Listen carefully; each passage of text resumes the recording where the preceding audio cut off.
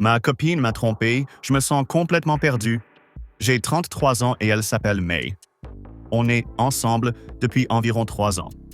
Techniquement, elle vit encore chez ses parents, mais elle passe entre 5 et 7 nuits par semaine chez moi.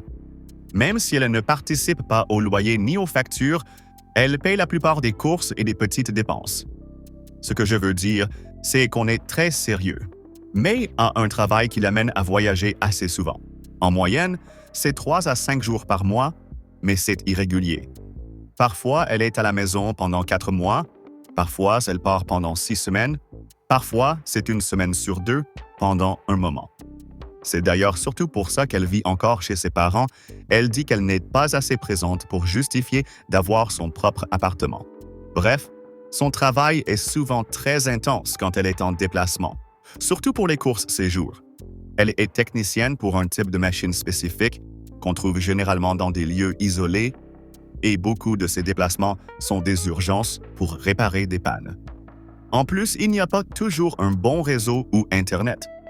Donc, même si on essaie de rester en contact autant que possible, idéalement avec des appels vidéo d'1 heure le soir, parfois ça se résume à un simple bonjour et bonne nuit par message.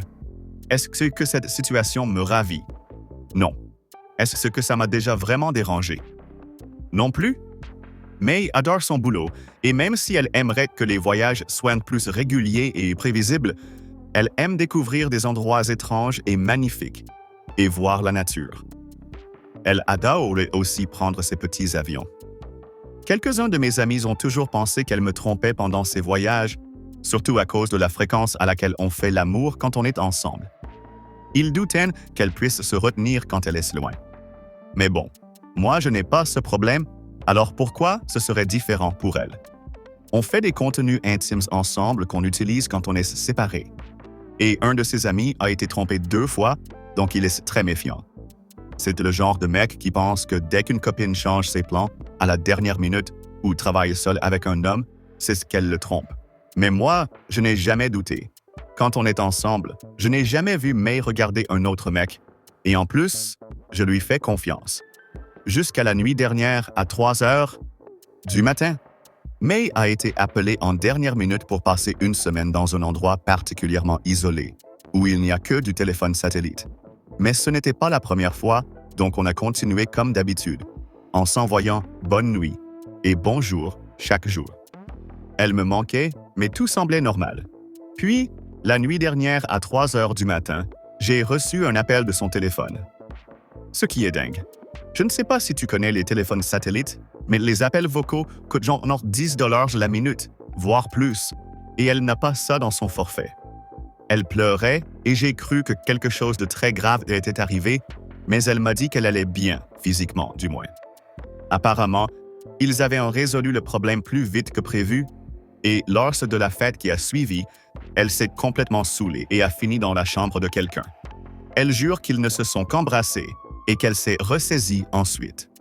Je lui ai dit que ce n'était pas grave, qu'elle devait arrêter de pleurer et qu'on en parlerait plus tard quand elle serait sobre pour éviter de dépenser une fortune au téléphone. Mais bien sûr que ce n'est pas grave. J'ai l'impression que mes entrailles bouillent. Je suis blessé, en colère, apeuré, je l'aime, je la déteste, je ne sais plus ce que je ressens. J'ai envie de lui parler, mais ce n'est pas quelque chose qu'on peut gérer par message, et elle est d'accord, elle préfère en discuter en face à face. Mais elle s'est coincée là-bas encore 3 jours, et il est absolument impossible qu'elle parte plus tôt. Le seul moyen de transport est un avion qui vient 1 fois par semaine. Elle a dit qu'elle avait demandé à utiliser le téléphone de l'entreprise sur place, mais qu'elle ne pouvait pas expliquer pourquoi sans risquer de perdre son emploi. On a quand même essayé d'échanger quelques messages, mais je n'y arrive pas. Et me voilà. Je ne sais pas quoi ressentir ni quoi faire. Je suis presque sûr que sortir boire avec mon frère ce soir n'est pas la bonne solution, mais je ne sais pas quoi faire d'autre. Je suis certain que je ne dormirai pas, comme la nuit dernière.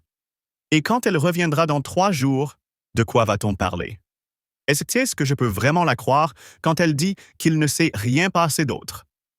Et maintenant, je me demande si c'est la première fois que ça arrive. Je sais que ce n'est pas logique puisqu'elle m'a appelé tout de suite. Pourquoi le ferait-elle cette fois-ci et pas les autres? Comment me calmer un peu pour qu'on puisse avoir une vraie conversation quand elle reviendra? Je ne sais pas. Je n'ai aucune idée de ce qui se passe.